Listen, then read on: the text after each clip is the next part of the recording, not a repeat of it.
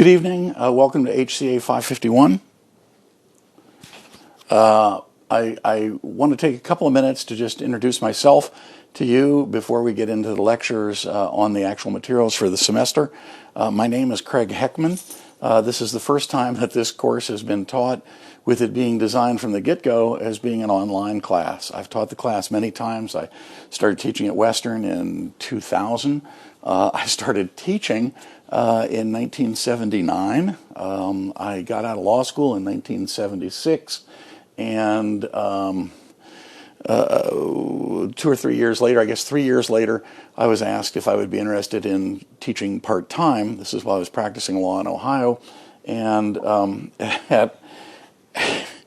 at a college that shall remain nameless to protect their good reputation. I won't tell you where that was, but it was in Columbus, Ohio, and maybe you can figure it out.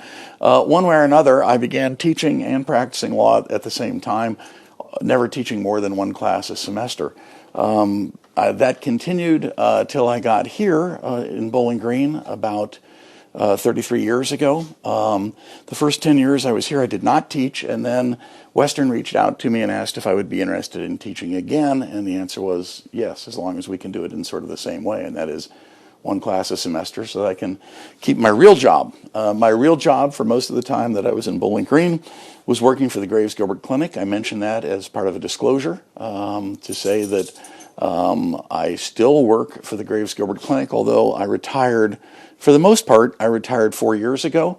5 years ago. I retired 5 years ago from the Graves Gilbert Clinic. I still have a relationship with them that does involve them paying me a modest, very modest amount of money. So that's a disclosure that I feel obligated to make. So I have worked with doctors. I began working with doctors exclusively as clients in 1990 with the Graves Gilbert Clinic. Prior to that, I practiced in a very general sort of a practice of law, never really considering myself a health lawyer until I came here 33 years ago and found out that, gee, I guess I really was a health lawyer. Little did I know. So that's kind of me, that's the background. I have biases in life, everybody does. I don't think those biases will work to your disadvantage. I like doctors. They paid me for so many years, I should like them. I like doctors. I think they're smart, intelligent people who sometimes do really stupid things. Sometimes smart people do dumb things. And one of the things that will happen during the course of this semester is that I'm going to take my pot shots at doctors. So if you're a doctor, I apologize to you. I'm going to take my pot shots at lawyers, at judges, at university presidents, at patients, at nurses, dentists. There's really just kind of nobody that's immune from me taking shots at them.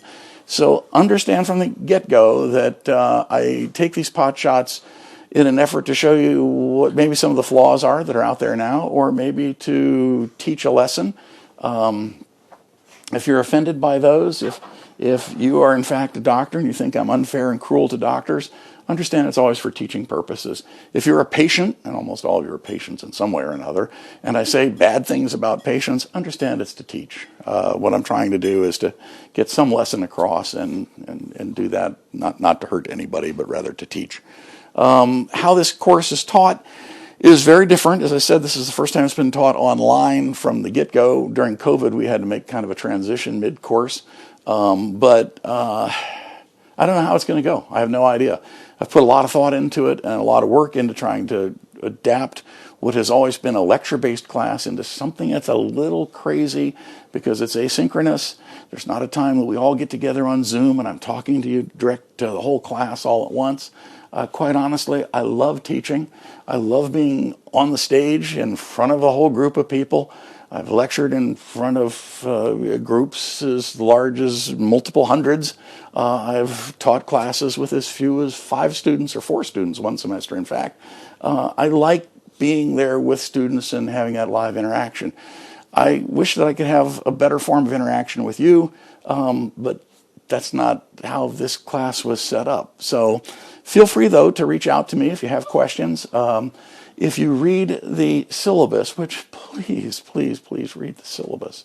I know it's now 9 pages, but most of that 9 pages is the crosswalk that I'm required to put in that explains how I'm trying to meet the objectives of the department and their core curriculum. You can read that if you would like, but do read the part that explains how I grade. Do read the part that explains when papers are due. Do read the part that says when there will be quizzes. I think it's laid out pretty carefully. I put a lot of thought into it. If you read it and you don't understand it, then reach out to me. And in the syllabus, you'll find the ways to reach out to me. I can be reached by phone. I can be reached, by email. I never go to bed before usually 2 a.m. So, gosh, certainly you can call me until midnight without any hesitancy about, oh, I knew we'd have a barking dog. We'll probably have a cat that meows at some point also. But I give you my phone number. I give you my email because I want you to call me or reach out to me if you have questions. So that's an important part of how this class is going to work. What we're going to do is we're going to have these lectures that come to you by video, recorded video. There will frequently be Google Slides that match up with the lecture to follow along with it. There are written materials that have been pushed out to you that I have written. I think that they're a pretty good clue of what I think is important. Otherwise, I wouldn't have written it. So there is not a traditional textbook, but rather, I think it's about 150 pages of material that I've written relevant to this particular class and this particular course. So read the syllabus and you'll know how the class works. I'm not going to go through all that tonight. That's just a waste of your time. You can read it faster than I can tell it. Welcome to the class. I look forward to, I wish I could say I look forward to seeing you in class, but that's not how it's going to work. Yeah, I'd rather see you in class. Nevertheless, look forward to making this class work for everybody.